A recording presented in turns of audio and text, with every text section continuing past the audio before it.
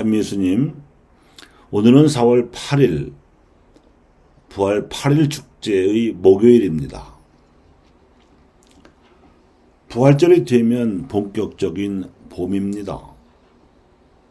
만물을 소생시키는 생명의 기운으로 연두빛으로 물러오른 나뭇잎들이 바삐 서둘러 꽃들을 피워내는가 하면 겨울잠에서 깨어난 동물들도 먹이와 짝을 찾느라 분주합니다.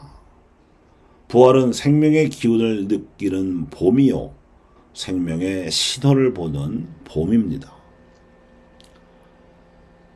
우리 그리스도인들에게 부활의 은총으로 나타나는 사추덕은 생명의 신호입니다. 살아있음과 죽어있음을 가르는 구원의 표지입니다. 그 중에서도 특히 알아봄과 무지를 가르는 지덕은 용덕과 의덕과 절덕같이 생명의 신호들을 가능케 하는 기운 덕행입니다.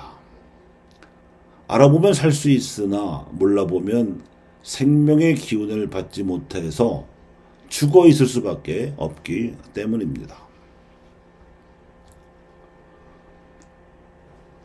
부활하신 예수님을 알아보는 힘이 지덕인데, 이는 모든 생명 신호의 근본이 되는 기운을 주기 때문입니다.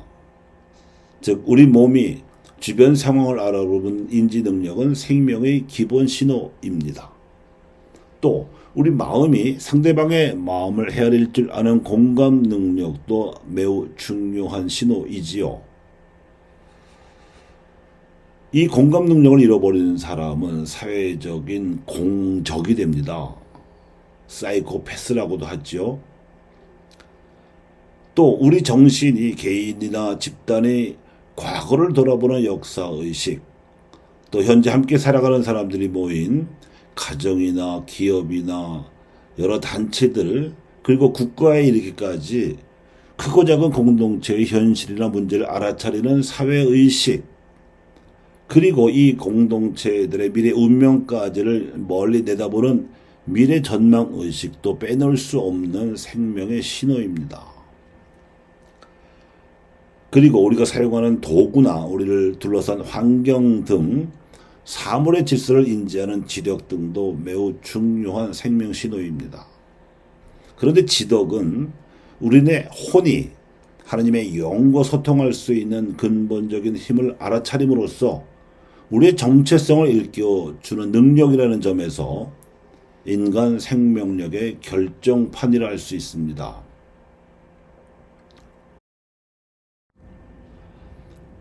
그래서 예수님께서는 제자들의 인지 능력과 공감 능력을 자극해서 부활하신 당신 존재를 일깨워주시려고 손과 발의 상처를 보여주시기도 하고 만져보기도 하셨는데, 그래서 겨우 제자들이 무서움과 두려움에서 벗어나서 기뻐하게 되기는 했지만 아직도 놀라워 제 정신을 못 차리자 예수님께서는 구운 물고기 한 토막을 잡수시는 장면까지 연출하셨습니다. 예수님께서는 제자들로 하여금 율법과 예언서와 시편에 기록된 모든 것이 향하던 목표인 우리 모습대로 사람을 만들자 하시던 하나님의 말씀을 깨닫게 하시려고, 그래서 당신을 알아보게 하는 지덕을 갖추게 하시려고 의도적으로 보여주신 발현의 행동이셨던 것입니다.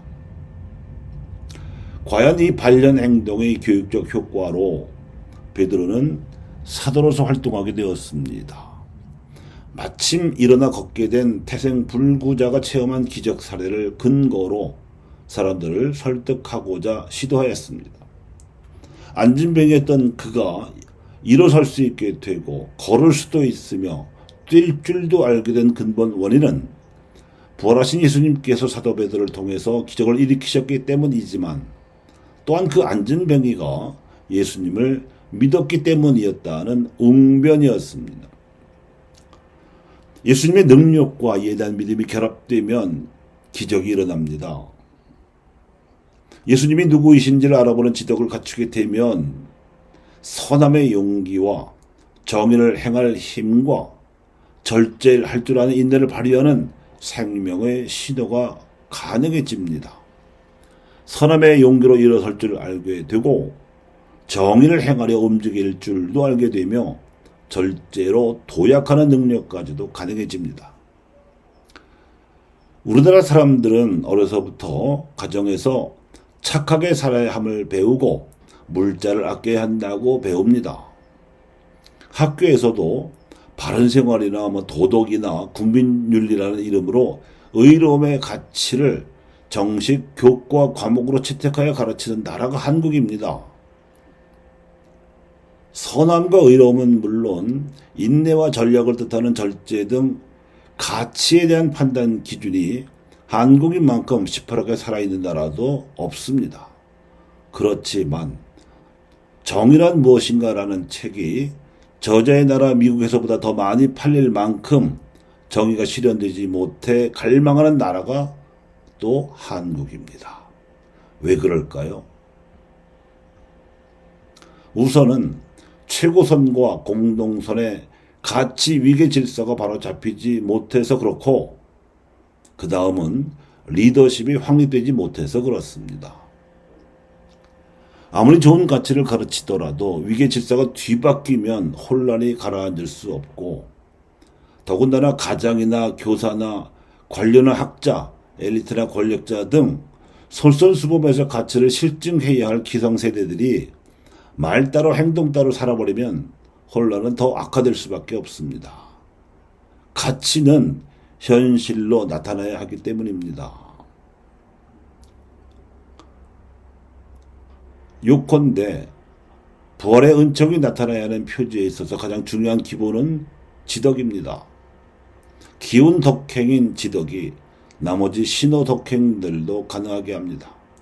선함을 꽃피우고 의로움의 열매를 맺게 하며 절제로 지속 가능한 세상을 만들어내는 힘이 부활하신 예수님을 알아보는 지덕입니다. 하느님께서 세상을 창조하시고 죄마저 없애시려고 구세주를 보내신 것이 창조의 진리인데, 이 관점에서는 그 구세주께서 신성을 증명해 내신 부활이야말로 으뜸가는 가치일 수밖에 없습니다. 그리고 이 진리와 가치를 말로만이 아니라 삶으로, 다시 일상적인 행동으로, 또다시 진정성 있는 마음으로까지 살아내는 용덕, 의덕, 절덕이야말로 가장 척확한 하느님의 처방입니다. 다시 한번 교우 여러분들께 말씀드립니다. 예수님의 이름에 대한 믿음이 이 불구자를 튼튼하게 하였습니다. 감사합니다.